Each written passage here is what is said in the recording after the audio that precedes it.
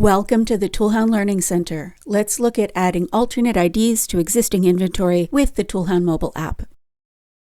From the Home menu, tap Inventory, then tap Change Add Item ID.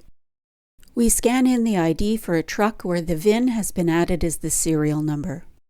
And we'll scan that VIN into the new Item ID field. Tap Add Alternate ID on the right. Tap Yes on the confirmation message, then OK. Let's add a UPC code for our large cans of WD-40. We scan the barcode for the primary ID, and then scan the UPC code into the new Item ID field. And tap Add Alternate ID. Tap Yes, then tap OK. Let's look up the same inventory using the new alternate IDs. Exit and tap Item Lookup. When we scan the UPC code for the WD-40, it shows the primary and all alternate IDs. We clear the screen, then scan the VIN for the truck. We see the primary and alternate ID along with the details. Thanks for watching this video from the ToolHound Learning Center. For any questions, contact our support team.